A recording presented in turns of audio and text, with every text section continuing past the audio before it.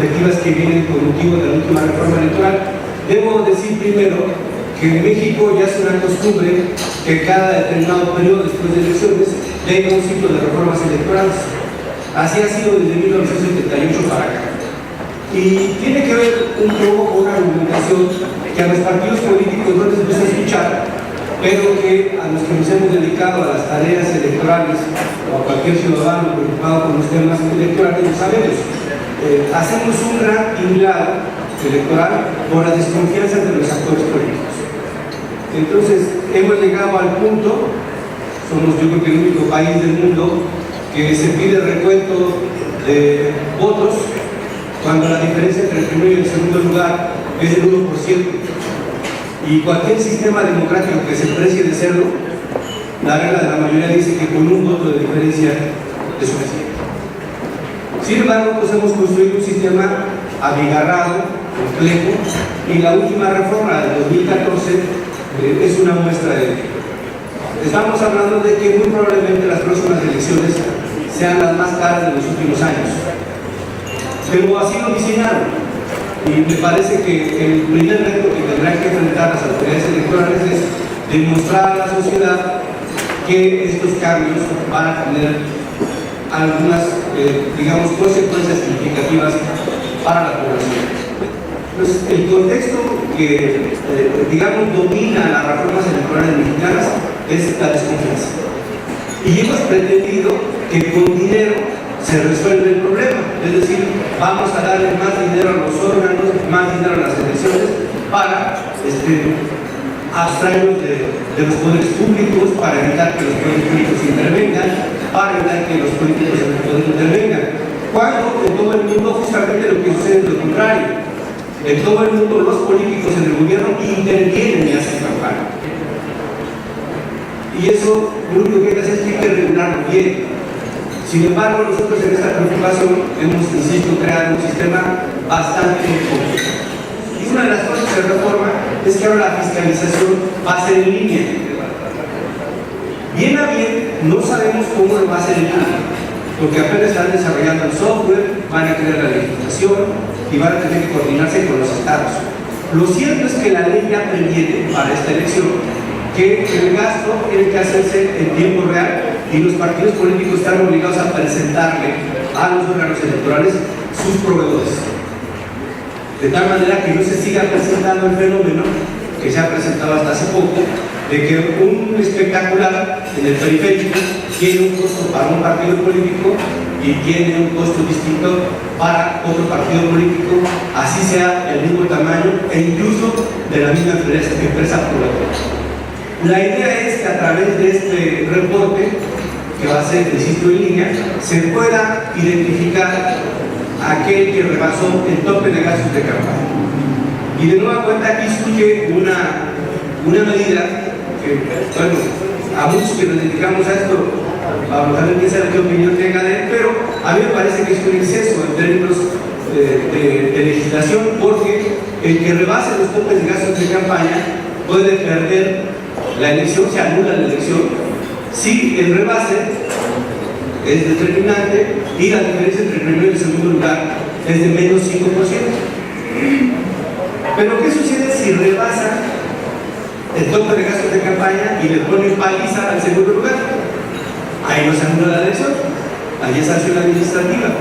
Entonces me parece que es una medida perversa, porque entonces hay que rebasarlo y hay que ganar con un margen amplio para que no haya problema.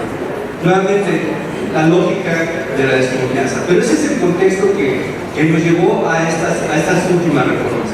Para la próxima elección presidencial, si el partido del presidente no tiene mayoría en el Congreso, puede firmar un convenio para integrar un gobierno de coalición.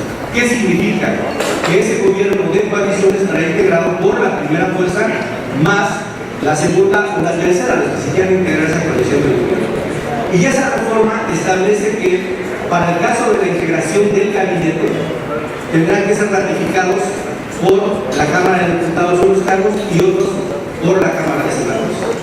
Ya de hecho estamos evolucionando hacia un sistema semipresidencial, porque ya con independencia de que formen el gobierno de coalición, para la próxima elección presidencial, cuando designe el presidente a sus integrantes del gabinete, el secretario de Hacienda tiene que ser ratificado por el Congreso, lo mismo que el fiscal de la Nación, actualmente procurador general de la República. Sí, hay una serie de medidas pendientes a resolver el problema de mayorías. Dentro de este paquete de reformas también está la iniciativa ciudadana, y como ustedes saben, ahora podemos iniciar nosotros con un porcentaje de la lista nominal, un poco alto, pero no imposible. La consulta popular, que hay que decirlo, comenzó con el pie izquierdo.